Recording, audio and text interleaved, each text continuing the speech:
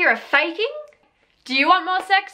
Do you want to know how to increase you or your partner's sex drive? Then keep on watching. Hey guys, welcome back to my channel. It is your girl Dutchie and welcome back to yet another episode of Topics of Taboo, where today I speak all things libido, guys versus gals, and whether or not guys really do have a better sex drive.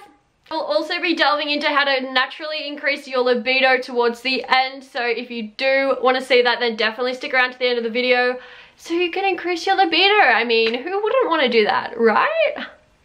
If you are new here, then thank you so much for clicking on my video. It means the absolute world to me. At the minute, I am doing a series called Topics of Taboo, where I discuss heaps of topics that other YouTubers and other people in general are not speaking about, and things that people go ooh and ah at. So if you're into that sort of thing, then definitely make sure to subscribe. Go do it now. The link is down in the bio. Click that bell so you don't miss another ep. And if you want to catch up on all the other Topics of Taboo that I've already done, I'm going to put a little playlist up here. Alright, now let's talk libido. Birds do it, bees do it, and men do it whenever.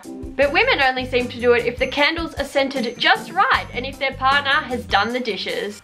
That's the stereotype, sure. But is it true? Do men really have stronger sex drives than women?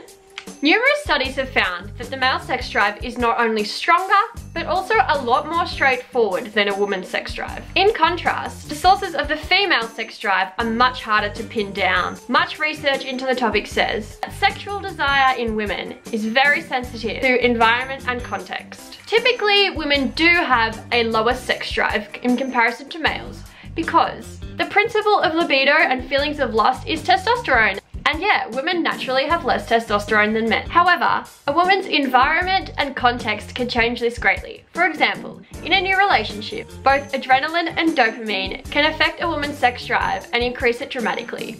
Also, during different times in a woman's cycle, she also may feel more horny. For example, when she is ovulating or even on her period. The fact is, men think about sex more often. A recent study reported that the majority of men under 60 years of age think about sex at least once a day, whereas only about 1/4 of women reported to be thinking about sex that often. As men and women age, each start to fantasize a lot less. However, men still fantasize at least twice as often. In a survey of studies comparing male and female sex drives, social psychologists found that men reported more spontaneous sexual arousal and varied fantasies way more often than women. Men also seek sex a lot more avidly. Various studies have found that men not only want more sex at the start of a relationship, but also in the middle of a relationship and years after being with someone in a relationship. Now, this fact is not exclusive to heterosexual males at all. Gay men also report having sex more than lesbians at all stages of relationships. Men also want a lot more sex partners in their lifetime and are more likely to want casual sex.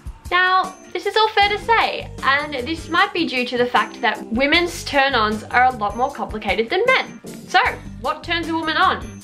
Well, not even women always seem to know. So basically, studies have found that men are a lot more rigid and specific about who they get aroused by, who they want to have sex with, and who they fall in love with. By contrast, some studies have found that women may be more open to same-sex relationships thanks to their less directed sex lives, and that women have the capacity to fall in love with the same sex a lot more than men do. This doesn't necessarily mean that they will, but it means that they have the capacity to do so. All of these ideas are backed up by a study that found that homosexuality is more of a fluid state among women than men. In another study, it was found that many more lesbians had reported having sex with men when compared to reports of gay men having sex with women. Another reason may be that women experience orgasms a lot differently to men. On average, men take 4 minutes from the point of entry until ejaculation. However, women usually take around 10 to 11 minutes to orgasm, and that's if they do. That's just another difference between the sexes, how often they orgasm during sex. Among men who are in a relationship, 75% say they always have an orgasm, compared to a tiny 26% of women. And not only is there a difference in the reality, but also in the perception of orgasming. While the female counterparts of these relationships reported their percentage of their partner's orgasm accurately, while the women's male counterparts said they believed their female partners had orgasms 45% of the time. Do I hear a faking? The thing is, males have every incentive to have sex to pass along their genetic material. In contrast, women might be hardwired to choose their sexual partners carefully because physically they are the ones that end up getting pregnant and may end up with taking care of a baby. Women are also more likely to be attuned to relationship quality because they want who they're having sex with or whoever they're in a relationship with to stick around to help take care of the child. So with all that being said, basically yes, the male sex drive is a lot stronger and a lot more straightforward, and that is why a lot of the time males do find themselves hornier much more than they do their female counterparts. However, individual results do vary. Not every woman will have a low sex drive, some will have a high sex drive. All depends on your hormones, your testosterone. There are so many other things that affect your sex drive. These are just some facts and some studies that I've picked up on. In regards to increasing libido, I'm going to give you guys 5 tips on how to increase it and how to be having more sex. Now, only a couple of these have been proved scientifically, and they are just seriously some I found on a website. I don't know how true they are or not, but I'm just gonna give them to you guys anyway because there's no harm in trying, right? So number 1, try eating certain fruits. Figs, bananas, and avocados are considered libido boosting foods, so known as aphrodisiacs. Number 2, now this is a really good one and easy, and who wouldn't do it? Eating chocolate. According to one study, chocolate promotes the release of phenylethylamine and serotonin into your body. Now these hormones can produce an aphrodisiac and mood lifting effect. The third one is have 1 glass of wine.